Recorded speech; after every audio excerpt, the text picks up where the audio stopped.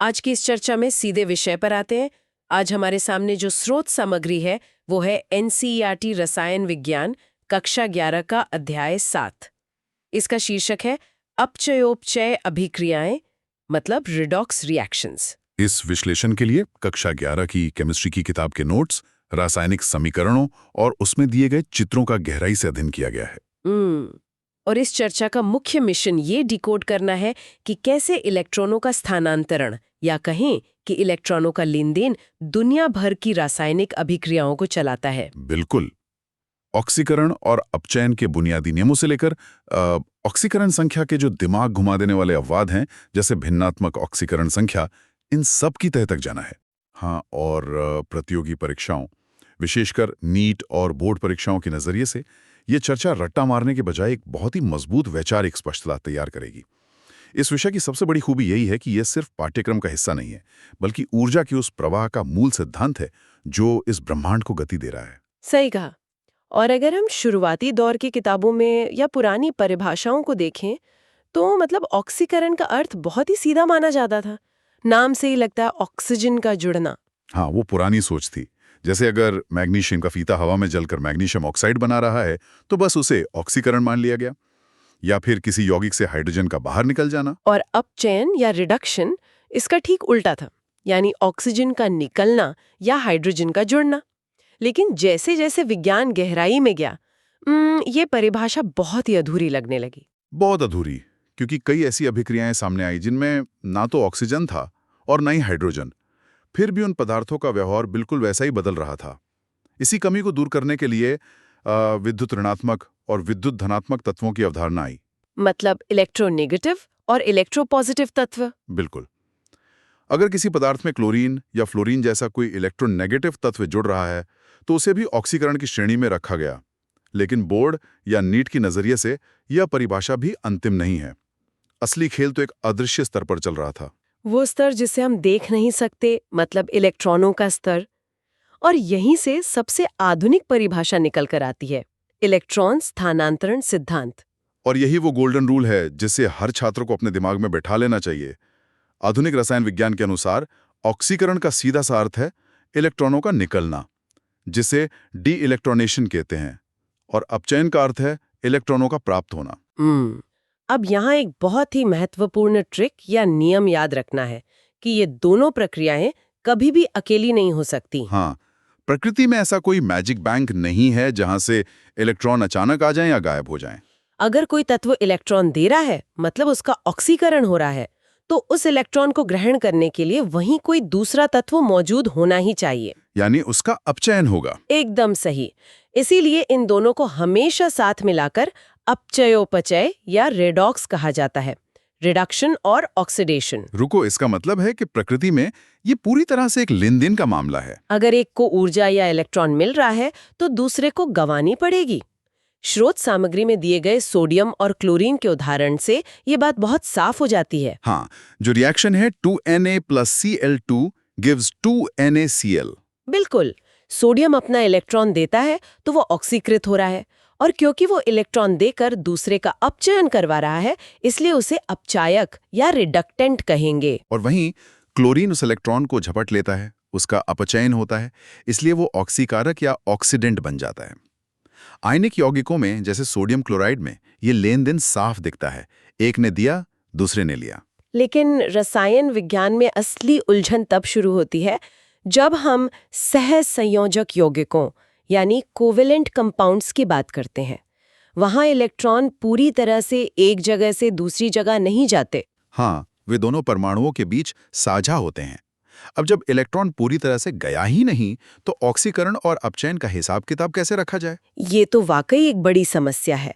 अगर दो तत्व आपस में इलेक्ट्रॉन साझा कर रहे हैं तो कौन ऑक्सीकृत हुआ और कौन अपचयित, ये कैसे तय होगा? इसी समस्या को सुलझाने के लिए ऑक्सीकरण संख्या या ऑक्सीडेशन नंबर का आविष्कार हुआ।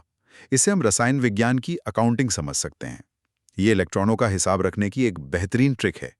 परीक्षा में यहाँ से सीधे सवाल आते हैं, इसलिए इसके नियमों को स्टेप बाय स्टेप डिकोड करते हैं। पहला नियम कहता है कि जब कोई तत्व अपनी स्वतंत्र या प्राकृतिक अवस्था में होता है, जैसे O2, P4, S8 या अकेला सोडियम, तो उसकी ऑक्सीकरण संख्या हमेशा 0 होती है। क्योंकि जब वे अपनी ही जैसे परमाणुओं के साथ जुड़े हैं तो कोई भी इलेक्ट्रॉनों को अपनी ओर ज्यादा ताकत से नहीं खींच सकता। दोनों की ताकत बराबर है। ये तो लॉजिकल है। और किताब में जो दूसरा नियम है वो हाइड्रोजन से जुड़ा है।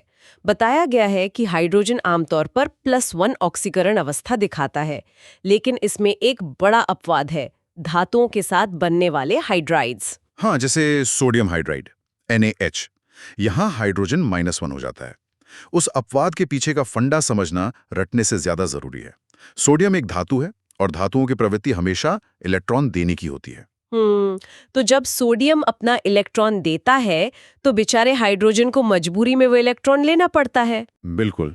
इसलिए NaH में हाइड्रोजन -1 हो जाता है। अब आते हैं तीसरे और सबसे ज्यादा पूछे जाने वाले नियम पर, ऑक्सीजन का नियम। सामान्यतः अधिकांश यौगिकों में ऑक्सीजन की ऑक्सीकरण संख्या -2 होती है। लेकिन परीक्षा बनाने वालों को ऑक्सीजन के अपवाद बहुत पसंद है। पहला अपवाद है परऑक्साइड, जैसे H2O2। यहाँ ऑक्सीजन की ऑक्सीकरण संख्या -1 होती है। और दूसरा है सुपर ऑक्साइड, जैसे KO2, जहां ऑक्सीजन की ऑक्सीकरण संख्या -आधा होती है। एक मिनट, लेकिन इन सब के बीच एक यौगिक ऐसा भी है जो सारी धारणाओं को तोड़ देता है, ऑक्सीजन डाइफ्लोराइड OF2। यह वह जगह है जहां स्रोत सामग्री पढ़ते हुए मुझे सबसे ज्यादा आश्चर्य हुआ। ऑक्सीजन जो लगभग हर जगह -2 होता है, वह OF2 में अचानक +2 कैसे हो जाता है? ये रसायन विज्ञान की सबसे दिलचस्प रस्साकशी है। पूरी आवर्त सारणी में फ्लोरीन सबसे बड़ा दादा है, मतलब सबसे अधिक विद्युत ऋणात्मक तत्व। जब ऑक्सीजन का सामना फ्लोरीन से होता है तो ऑक्सीजन की एक नहीं चलती। तो फ्लोरीन इलेक्ट्रॉनों को अपनी ओर इतनी ताकत से खींचता है कि ऑक्सीजन को अपने इलेक्ट्रॉन साझा करने के बावजूद धनात्मक होना पड़ता है। एकदम सटीक। इसीलिए OF2 में फ्लोरीन -1 रहता है और ऑक्सीजन +2 हो जाता है। यह तत्वों की आपसी ताकत का बेहतरीन प्रदर्शन है। तो ये पूरी तरह से इस बात पर निर्भर करता है कि सामने वाला कौन है। इन अपवादों को समझना वाकई आंखें खोलने वाला है। लेकिन किताब में एक और विरोधाभास का जिक्र है जो शुरुआत में किसी का भी दिमाग घुमा सकता है। हाँ, भिन्नात्मक ऑक्सीकरण संख्या विरोधाभास, फ्रैक्शनल ऑक्सीडेशन नंबर फैलेसी। स्रोत में कार्बन सबऑक्साइड C3O2 का उदाहरण है, जहां कार्बन की ऑक्सीकरण संख्या 4/3 दी गई है। 4/3 इलेक्ट्रॉन तो टुकड़ों में नहीं बांटे जा सकते ना। आधा या 1/3 इलेक्ट्रॉन जैसी तो कोई चीज नहीं होती भौतिक विज्ञान में। यह सवाल हर गंभीर छात्र के मन में आना चाहिए, और इसका सीधा सा जवाब है कि यह एक छलावा है, एक ट्रिक है। मतलब वो वास्तविक अवस्था नहीं है? बिल्कुल नहीं। 4/3 कोई वास्तविक ऑक्सीकरण अवस्था नहीं है, ये सिर्फ एक औसत है। जब भी परीक्षा में कोई भिन्नात्मक संख्या दिखे तो समझ जाना चाहिए कि उस यौगिक में उस तत्व के एक से ज्यादा परमाणु हैं और वे अलग-अलग अवस्थाओं में बैठे हैं। तो इसे सुलझाने का तरीका क्या है? एकमात्र तरीका उस यौगिक की संरचना को देखना है। बिना स्ट्रक्चर के असलियत नहीं जानी जा सकती। अच्छा, तो यहाँ असली खेल संरचना का है। अगर हम कार्बन सबऑक्साइड की संरचना की कल्पना करें तो वो कुछ इस तरह है: O double bond C double bond C double bond C double bond O। एक सीधी रेखा में 3 कार्बन और दोनों सिरों पर ऑक्सीजन। अब इस संरचना में उस रस्साकशी को फिर से देखिए। किनारे वाले दोनों कार्बन परमाणु ऑक्सीजन से जुड़े हैं। ऑक्सीजन अधिक ऋणात्मक है तो वो इलेक्ट्रॉनों को अपनी ओर खींचेगा, जिससे किनारे वाले दोनों कार्बन +2 अवस्था में आ जाएंगे। हाँ, लेकिन उस बीच वाले कार्बन को देखिए। वो दोनों तरफ से सिर्फ कार्बन से ही जुड़ा है। दोनों तरफ बराबर ताकत है, इसलिए बीच वाले कार्बन के इलेक्ट्रॉनों पर कोई असर नहीं पड़ता और उसकी ऑक्सीकरण संख्या 0 रहती है। ओह, आप समझ आया। अगर हम इसका औसत निकालें तो +2, 0 और +2, तीनों का जोड़ हुआ +4। और क्योंकि यहाँ 3 कार्बन परमाणु हैं तो 3 से भाग देने पर औसत आया 4/3। यही फंडा है। असल में किसी भी कार्बन पर 4/3 चार्ज नहीं है। वास्तविक ऑक्सीकरण संख्याएं +2, 0 और +2 ही हैं। इसी तरह का एक और भारी भरकम उदाहरण नोट्स में है। Tribromo octoxide Br3O8। इसमें ब्रोमीन की औसत ऑक्सीकरण संख्या 16/3 बताई गई है। और यहां भी वही संरचना वाला लॉजिक काम करता है। Br3O8 में 3 ब्रोमीन परमाणु एक लाइन में होते हैं। किनारे वाले दोनों ब्रोमीन ज्यादा ऑक्सीजन परमाणुओं से जुड़े होते हैं, इसलिए वे +6 अवस्था में खिंचा जाते हैं। जबकि बीच वाला ब्रोमीन सिर्फ +4 अवस्था में रहता है। सही। तो हिसाब लगाइए, +6 +4 और +6 कुल हुआ 16। 3 ब्रोमीन है तो औसत बन गया 16/3। नीट और बोर्ड परीक्षाओं के लिए एक और बेहद महत्वपूर्ण उदाहरण है टेट्राथायोनाइड आयन S4O62-। इसका औसत 5/2 आता है, लेकिन इसकी असली कहानी ये है कि किनारे वाले 2 सल्फर +5 अवस्था में होते हैं और बीच वाले 2 सल्फर 0 अवस्था में होते हैं। बिल्कुल। ये औसत वाले कंसेप्ट किसी रहस्यमयी पहेली को सुलझाने जैसे हैं। ये तो हो गई कागजी अकाउंटिंग और ऑक्सीकरण संख्याओं की बात। लेकिन जब ये तत्व असल में किसी फ्लास्क या बीकर में टकराते हैं, तो ये अभिक्रियाएं दिखती कैसी हैं? स्रोत सामग्री में अपचयोपचय अभिक्रियाओं को 4 मुख्य प्रकारों में बांटा गया है: संयोजन, अपघटन, विस्थापन और असमानुपातन। चलिए इन्हें रटने के बजाय इनके व्यवहार को समझते हैं। पहला है संयोजन या कॉम्बिनेशन अभिक्रिया। नाम से ही स्पष्ट है, जब 2 या 2 से अधिक तत्व मिलकर एक हो जाते हैं, जैसे कोयले का जलना। कार्बन और ऑक्सीजन मिलकर कार्बन डाइऑक्साइड बनाते हैं। यहाँ कार्बन अपनी 0 अवस्था से +4 में जा रहा है, यानी ऑक्सीकरण, और ऑक्सीजन 0 से -2 में जा रहा है, यानी अपचयन। दूसरा प्रकार है अपघटन या डिकम्पोजिशन अभिक्रिया। ये संयोजन का ठीक उल्टा है, चीजों का टूटना, जैसे पानी के अणु का टूटकर वापस हाइड्रोजन और ऑक्सीजन गैस बनाना। अगर इस प्रक्रिया को बड़े पैमाने पर देखा जाए तो पानी को तोड़कर हाइड्रोजन ईंधन बनाना आज स्वच्छ ऊर्जा के क्षेत्र में कितनी बड़ी क्रांति माना जा रहा है। बिल्कुल, हाइड्रोजन ईंधन भविष्य है। लेकिन अपघटन के मामले में परीक्षा के लिए एक बहुत बड़ी चेतावनी है। अक्सर ऐसा लगता है कि हर अपघटन अभिक्रिया रिडॉक्स होती है। ऐसा नहीं है क्या? बिल्कुल नहीं। कैल्शियम कार्बोनेट का टूटकर कैल्शियम ऑक्साइड और कार्बन डाइऑक्साइड बनाना एक अपघटन तो है, लेकिन ये रिडॉक्स अभिक्रिया नहीं है। ऐसा क्यों? क्योंकि इस पूरी प्रक्रिया में कैल्शियम, कार्बन और ऑक्सीजन किसी की भी ऑक्सीकरण संख्या में कोई बदलाव नहीं आता। वे टूटने से पहले जिस अवस्था में थे, टूटने के बाद भी उसी अवस्था में रहते हैं। ये परीक्षा में फंसाने वाला एक क्लासिक सवाल है। ये बहुत ही बारीक लेकिन महत्वपूर्ण अंतर है। अभिक्रियाओं का तीसरा प्रकार है विस्थापन या डिस्प्लेसमेंट। इसे हम रसायन विज्ञान का बदलाव कह सकते हैं, जहां एक ताकतवर तत्व किसी कमजोर तत्व को उसकी जगह से हटा देता है। किताब ने इसका एक बहुत ही विजुअल उदाहरण है, धातु विस्थापन। जब नीले रंग के कॉपर सल्फेट के विलयन में जिंक धातु का एक टुकड़ा डाला जाता है, तो जिंक कॉपर को बाहर निकालकर खुद सल्फेट के साथ जुड़ जाता है। और ये साबित करता है कि जिंक कॉपर से बेहतर अपचायक है। वो ज्यादा आसानी से इलेक्ट्रॉन दे सकता है। हाँ, सक्रियता के इस क्रम में जिंक कॉपर से ज्यादा ताकतवर है और कॉपर सिल्वर से। लेकिन विस्थापन सिर्फ धातुओं तक सीमित नहीं है। अधातु विस्थापन, विशेषकर हैलोजन विस्थापन, और भी ज्यादा दिलचस्प है। हमने पहले फ्लोरीन की ताकत की बात की थी। फ्लोरीन इतना खूंखार ऑक्सीकारक है कि अगर इसे पानी के संपर्क में लाया जाए तो ये पानी के अणु को तोड़कर उसमें से ऑक्सीजन गैस को ही विस्थापित कर देता है। पानी से ऑक्सीजन को ही बाहर निकाल देना। फ्लोरीन की ये ताकत सच में डरावनी है। अब आते हैं चौथे और सबसे अनोखे प्रकार पर, जिसे असमानुपातन या डिस्प्रपोर्शनेशन अभिक्रिया कहते हैं। स्रोत सामग्री पढ़ते समय ये प्रकार सबसे ज्यादा जादुई लगा।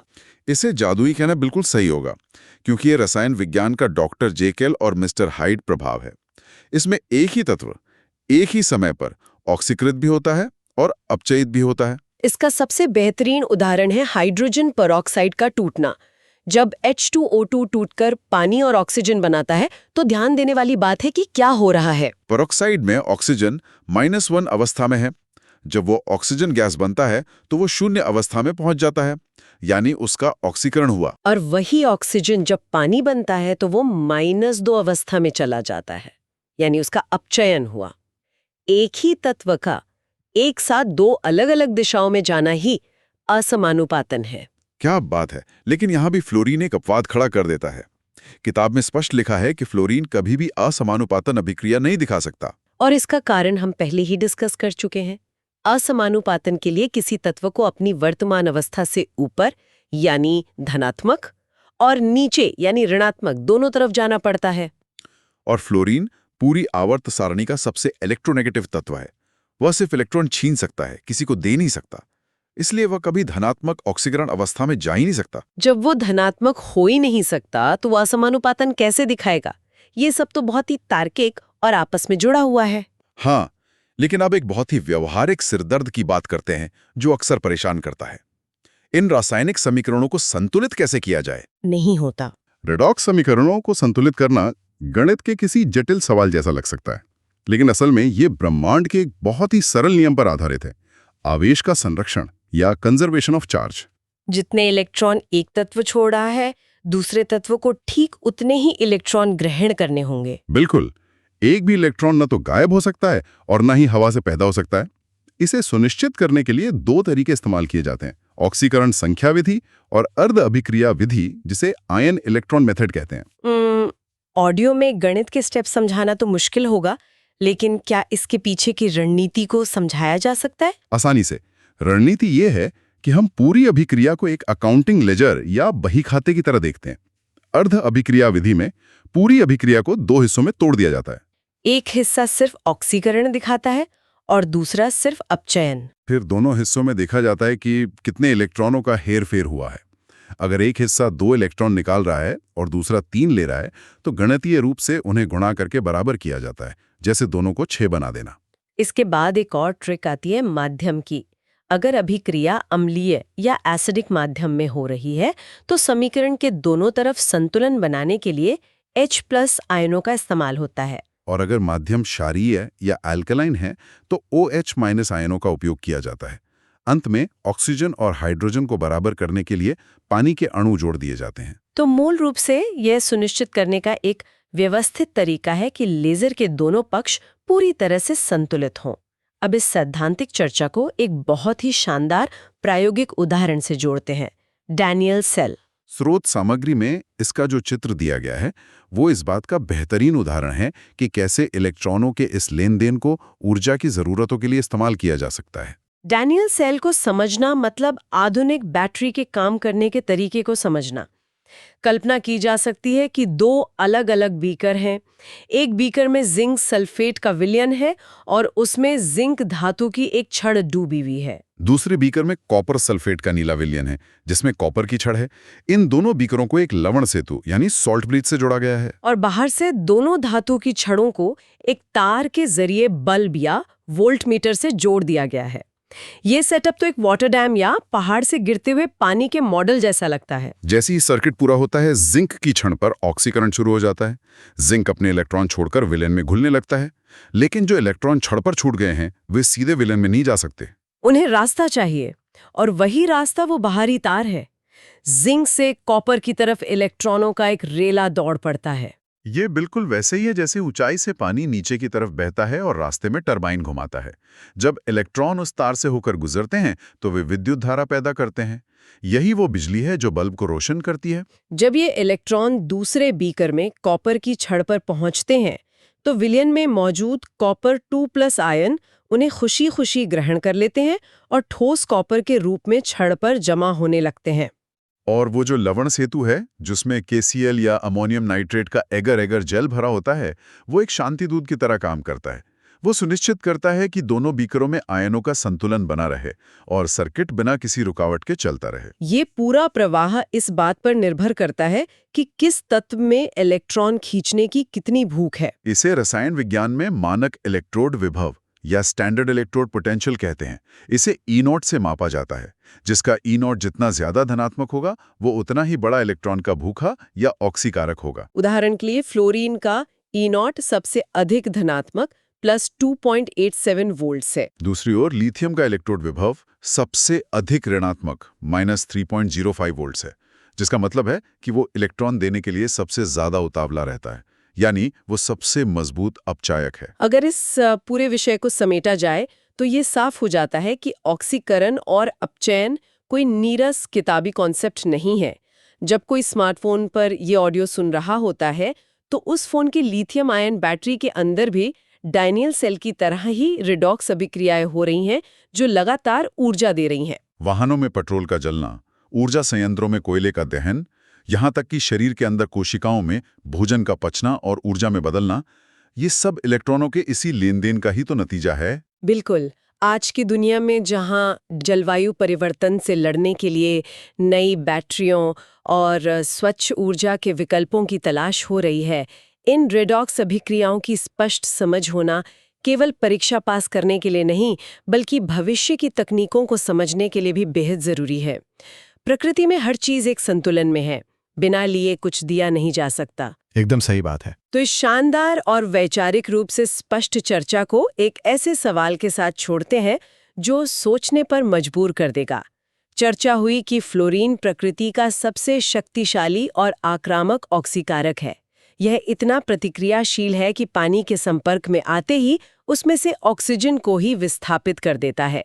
ये सोचने वाली बात है कि अगर कोई तत्व पानी से भी इस तरह प्रतिक्रिया कर सकता है, तो उद्योगों और प्रयोगशालाओं में ऐसे खतरनाक तत्व को सुरक्षित रूप से स्टोर करने या एक जगह से दूसरी जगह ले जाने के लिए कंटेनर्स किस सामग्री के बनाए जाते होंगे, किस तरह की इंजीनियरिंग की जरूरत पड़ती होगी उस राक्षस को काबू में रखने के लिए। यह एक ऐसा सवाल है जिसे खुद खोजना दिलचस्प होगा।